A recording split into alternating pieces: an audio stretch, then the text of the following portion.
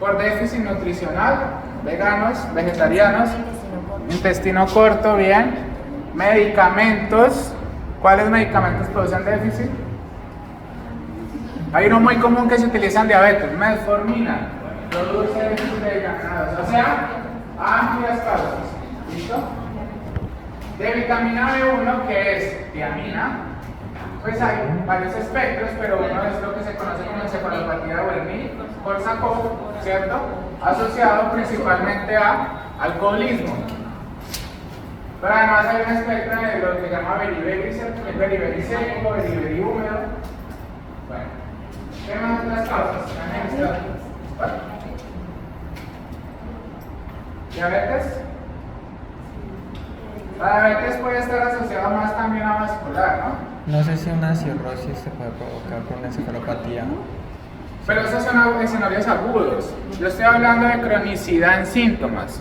Obviamente una falla renal aguda, una falla hepática aguda te produce un síndrome encefalopático pero agudo, ¿sí? O sea, yo me estoy refiriendo acá a síntomas crónicos. ¿Queda clara esa diferencia? Muchachos, estamos hablando de síntomas crónicos, yo no estoy hablando de encefalopatías agudas, porque aguda sería lo que estás diciendo, una insuficiencia renal por acúmulo de productos tóxicos, productos de la urea, una insuficiencia hepática. Creo que ya está en la mayoría, ¿cierto? Entonces, cuando uno estudia una demencia, hay que descartar causas orgánicas, ¿sí? Para que quede claro esa parte. ¿Cuál es la más común de esas infecciones? Depende de la población en que se encuentre la demencia. Si es una demencia joven, porque digamos que más o menos las demencias se han registrado que pueden empezar a aparecer a partir de los 60 años. No es común que yo tenga una demencia a los 40 años, pero hay casos. Entonces en el grupo etario primero yo pienso, bueno, es psicoactivo, ¿cierto? ¿Será una infección? Ahí, dependiendo del grupo etario, las causas pueden variar. Entonces siempre piensan en esas causas y ya luego entonces pensamos en las que vamos a ver. Pero las vasculares no son tanto, bueno, puede ser un hematoma subdural, ¿cierto? Puede haber un hematoma subdural crónico, pero me refería a los trastornos hipertensivos que generan microneurismas y rupturas de esos microneurismas.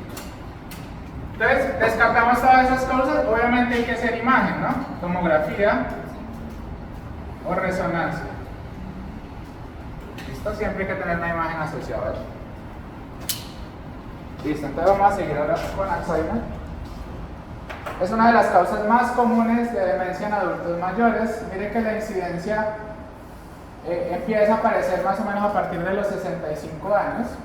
Obviamente, entre más años tengas, mayor tasa vas a tener de este tipo de enfermedad. Es decir, que es una enfermedad que está asociada a la edad. 47% mayores de 84 años, 19 de 75 a 84. Y puede haber asociaciones entre el 5 al 10% a antecedentes familiares. Otra vez, la causa más frecuente, así como el cáncer, probablemente sea el azar, ¿cierto? No será una enfermedad hereditaria, solamente el 5 al 10%. ¿Cuál sería el espectro de una enfermedad hereditaria? O sea, ¿cómo yo sospecharía de un Alzheimer hereditario? Le dio al abuelo y él le dio al hijo. ¿Cuál sería el perfil clínico de esa familia? Abuelo, padre, hijo. ¿Ah?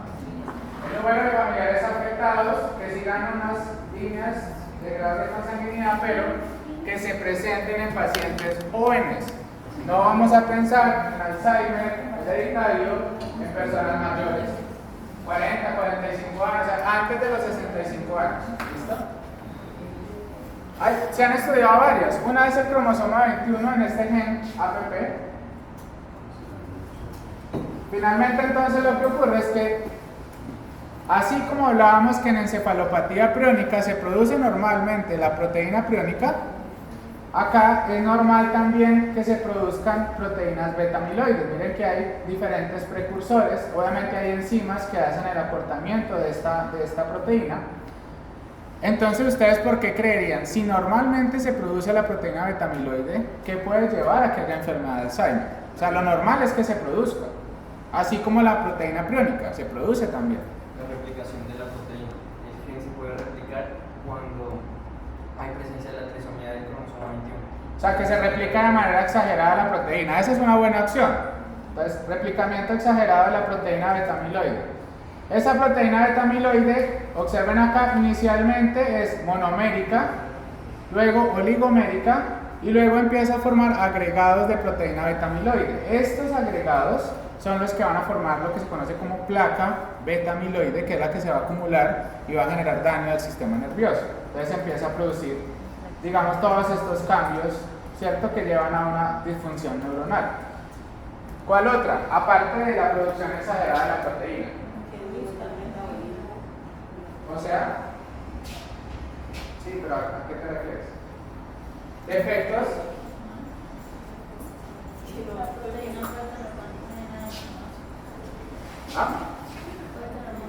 Que sea muy larga la proteína es una opción, ¿cierto? Que no se clive adecuadamente. O sea que yo puedo también tener defectos enzimáticos en el acortamiento de la proteína. Si la proteína es muy larga y la enzima no funciona correctamente y no la cliva o la corta, se empieza a acumular y genera los agregados. O sea que hemos hablado de dos. Primero, en el gen APP, el cromosoma 21, que se replique de manera exagerada la proteína, ¿cierto? El beta-amiloide se va acumulando monomérico, oligomérico y forma el agregado de la placa beta-amiloide. Y la otra opción es que haya un defecto en el clivado. Entonces, ahora está muy de moda la enfermedad de Alzheimer. ¿Por qué? Por los excesos, alcoholismo, malos hábitos, ¿no? No se duerme. Bueno, entonces,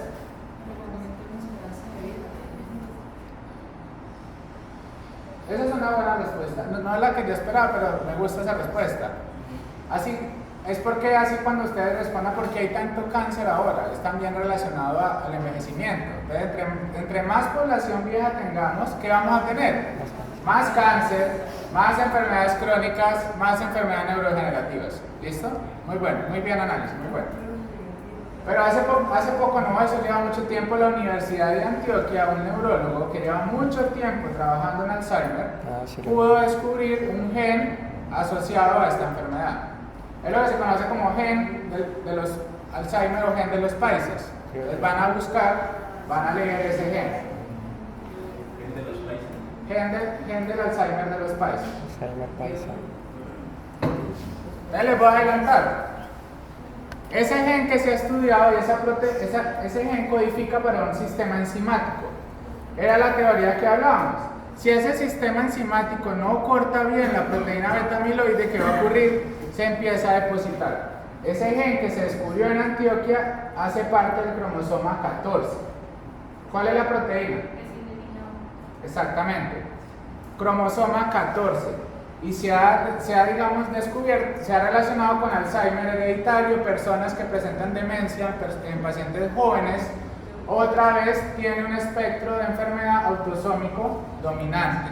Es decir, que con uno de los padres que tenga la mutación puede expresar la enfermedad en la línea siguiente. ¿Listo? Entonces, investigar bien porque nuestro perfil es lo que ocurre en Colombia. ¿Listo? Ahí al doctor le dieron un premio recientemente por esos avances. Pero entre las causas generales de la Alzheimer, digamos aquí en Colombia, ¿esa como que porcentaje puede equiparar? Otra vez, esas causas Además de las causas raras. ¿Listo? Solamente que en esa población paisa se ha asociado a ese gen específico. ¿Listo? O sea que sí es un aporte de la medicina porque es lo que ocurre en nuestra población. ¿Listo? Entonces, de igual forma es bajo, no es que todas las personas nos va a dar Alzheimer. Del 5 al 10% de Alzheimer hereditario. ¿A cuánto nos va a dar Alzheimer asociado solamente no a una causa hereditaria? Pues no sabemos. Miren los picos de incidencia en relación con la edad, es muy alto, es frecuente, o sea que puede ser. Listo. Entonces, cromosoma 14. ¿Cierto? Listo. Mira que ahí me voy a tener un poquito en esto porque esto me parece muy interesante. O sea, porque es importante para ustedes también. Los estudios poblacionales son importantes cuando uno ve diferencias a cómo la enfermedad se comporta diferente a cómo están los libros. No solamente lo que está en la literatura en los libros, tú puedes encontrarte un comportamiento diferente. Y así fue como descubrieron Bueno, una enfermedad, y acá en el Valle donde hay una de las enfermedades genéticas más prevalentes en el mundo. ¿Cuál es la enfermedad que estoy hablando? Que hay en el Valle, que es la más prevalente en el mundo. Ricaurte, Valle del Cauca. ¿Qué hay allí? Ustedes ya vieron genética, tienen que saberlo. Muy bien, síndrome X frágil, ¿cierto? Entonces, es una enfermedad que es global, ¿cierto? Pero por características de cruces genéticos entre familias y familias, porque se casaban primo con prima, entonces hubo, digamos, un mayor riesgo de esa enfermedad en esa población, y es el lugar que tiene más casos de X frágil en el mundo. ¿Listo? Igual también estaban buscando una asociación relacionada con los cultivos y la contaminación con el glifosato. Exacto. O sea que lo bonito de eso es que ha permitido que se siga haciendo investigación en esa población para poder entenderla. Entonces esa es la invitación, es que a veces uno puede identificar esas enfermedades en las poblaciones a través de la salud pública. Si ustedes van allá van a ver que muchos tienen un fenotipo común, ¿cierto? Entonces tienen retraso mental, tienen orejas grandes, son altos, tienen un fenotipo característico.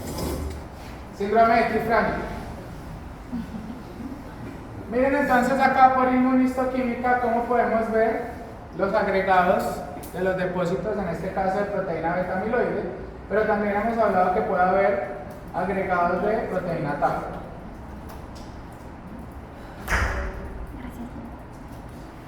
Degeneración, degeneración frontotemporal. La degeneración frontotemporal entonces puede estar asociada a deterioro en el lenguaje, cambios en la personalidad, finalmente lleva a cambios en la memoria, y otra vez proteína acá, primera tau, otra proteína TDP43. Y miren, algo importante es que primero empiezan a haber trastornos en el comportamiento y en el lenguaje, y después trastornos en la memoria, o sea que es la parte final. Acá lo que podemos ver otra vez, digamos por la histopatología, es que hay esto no se parece nada a un cerebro normal. ¿Qué características le ven diferente de esto a un cerebro normal? Muchas células. Está muy celular. Esto es una parte, o sea, es un corte de la corteza cerebral, ¿sí? Generalmente ustedes saben que en la corteza está conformado por varias capas de neuronas. Yo aquí no puedo reconocer esas capas. Hay un desordenamiento del número de neuronas. Hay proliferación de vasos sanguíneos, ¿cierto? Pueden haber cambios como degenerativos de la sustancia blanca.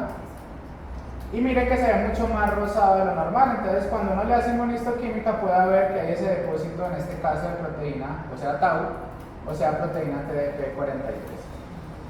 ¿A qué voy a llegar finalmente con esto? Las autopsias, las biopsias cerebrales no sirven para diagnóstico de enfermedades neurodegenerativas. ¿Por qué?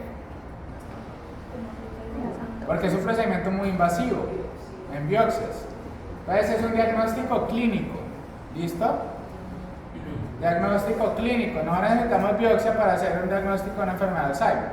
Esto es obviamente autopsias, para entender la fisiopatología de la enfermedad. Parkinson.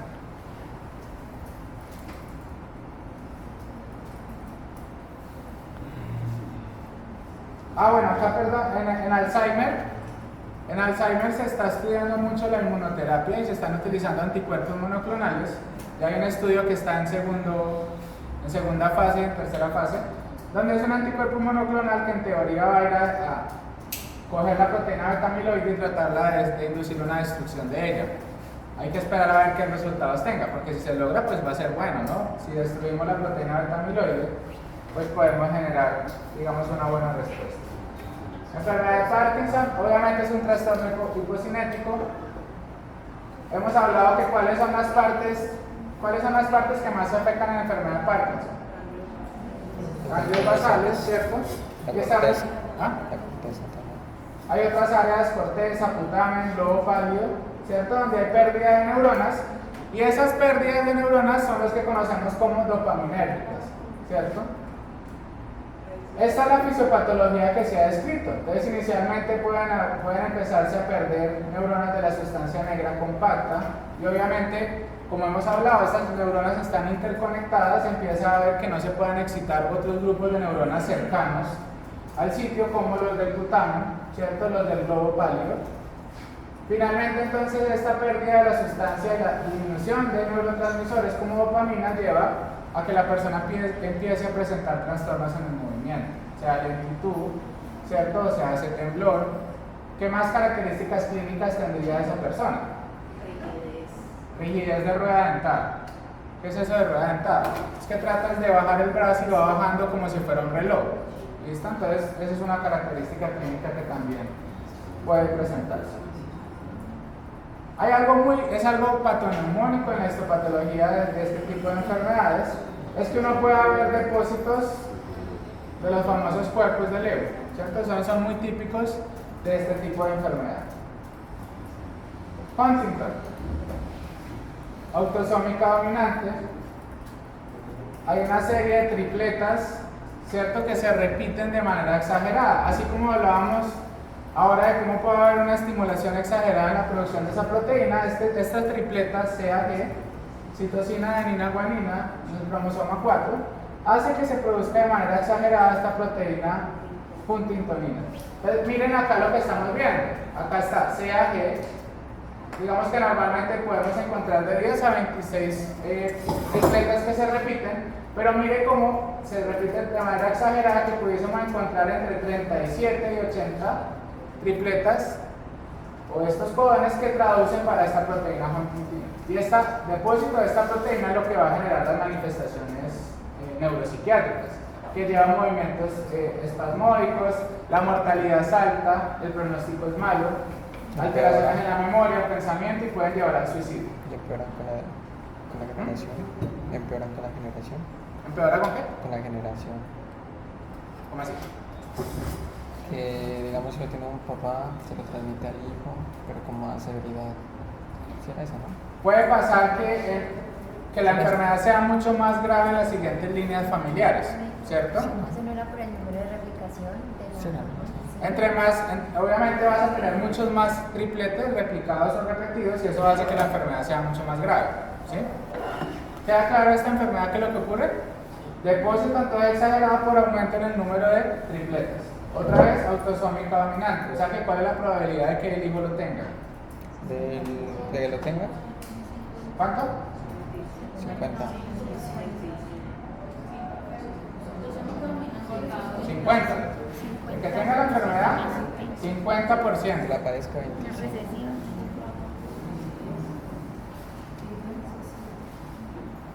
Recesiva, 25. Esos son ejemplos de cortes de enfermedad de Huntington. Acá hay algo que se ha estudiado, perdón, me devuelvo acá, y es la función de ese complejo ubiquitina-proteosoma, ¿cierto? Que recuerden que está de manera intracitoplasmática y que tienen esa función de hacer proteólisis, tratar de destruir esas proteínas que se empiezan a acumular. ELA, esclerosis lateral amiotrófica. Básicamente lo que ocurre es muerte de neuronas, motoneuronas inferiores. Puede haber también afectación del tronco, de neuronas motoras superiores en la corteza, que llevan finalmente a que la persona tenga atrofia muscular. Puede haber debilidad, fasciculaciones, ¿cierto? Puede haber contracciones involuntarias del músculo. Y obviamente, de acuerdo si es motoneurona inferior o superior, pues a medida que va afectando, si genera por lo menos parálisis de diafragma, puede llevar a insuficiencia respiratoria. Si ya genera parálisis de músculos de la cavidad orofaringea, puede llevar a disfagia, disartria. Si ya hay una afectación directa de la corteza, pues empieza a presentar cambios cognitivos. Frecuente otra vez, mayores de 50 años, más frecuente en hombres. La mayoría van a ser casos esporádicos, pero pueden encontrar también el 10% en relación a enfermedad autosómica dominante. O sea que miren que otra vez las causas congénitas son las más raras, así como en el cáncer. Pueden estar asociados a mutación del gen SOP1, que produce superóxido de dismutasa, que es una proteína relacionada con la apoptosis de las neuronas. Entonces vamos a ver acá, hemos hablado que estos gen SOP1, ¿cierto?, produce esa proteína que está relacionada directamente con el metabolismo y con la apoptosis de este tipo de neuronas, y finalmente lo que puede inducir es que digamos que esas neuronas empiecen a entrar de manera exagerada en apoptosis, ¿cierto? ¿Y cuál es lo complejo de esta enfermedad? Es que mire que no solamente está relacionado el gen SOC1, sino que podemos tener cualquiera de estos, sea con trastornos en el núcleo, con trastornos en la reparación del DNA, metabolismo aberrante del RNA, disfunción de las mitocondrias, acá también está SOC1, disfunción en el transporte de las vesículas de las proteínas, y cada uno de estos lugares vamos a tener diferentes grupos de genes. En resumen, para el parcial sería que la más frecuente es mutación de SOC1, ¿cierto? Que está relacionado con la apoptosis. Miren todos los espectros de enfermedad que pueden ir desde autosómica, dominante o recesiva, y miren toda la cantidad de genes que podamos tener. Miren el primero, SOC1. Esta puede ser o dominante o puede ser autosómico recesiva, y que finalmente lo que induce es que haya un estrés oxidativo en las neuronas y que pueda haber una apoptosis exagerada en el número de neuronas, que llevan obviamente a la pérdida de la funcionalidad.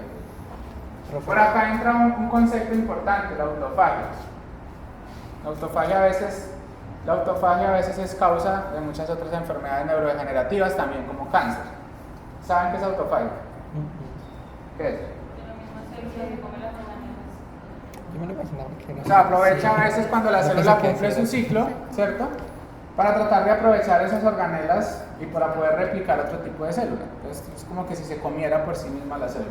Dime. La sintomatología es siempre característica de disfagia o... Dependiendo de la zona que se vaya afectando. puede ser Si es motoneurona superior, si es motoneurona inferior, pero finalmente todos terminan a lo largo de su enfermedad en que van a tener parálisis de todos los músculos. O como el parálisis del diafragma, que lleva a que la persona tenga que estar o dependiente de una traqueostomía, dependiente de oxígeno, porque no puede hacer, digámoslo, las funciones básicas. ¿Cuál es el ejemplo clásico de una persona que tenga esta enfermedad? Y es una de las personas, si no estoy mal, es la persona que más ha vivido con este tipo de enfermedad. ¿Y yo? ¿Sí? ¿Es cierto o no? Sí, es la persona que más ha vivido. ¿Qué haciéndose enanitos? ¿Por qué? ¿Por qué? Stephen Hawking. Porque No tenía edad. ¿Y de cuántos años murió? 70 y... 70 y pico. Sí. La ¿En qué probabilidad nació de estas de personas es de 35, 40 El años, físico. máximo Que 50 no hacía de años. ruedas, que no hacía siempre con la física. ¿Será porque tenía dinero? Bueno, me gusta así. No me vale. La isla.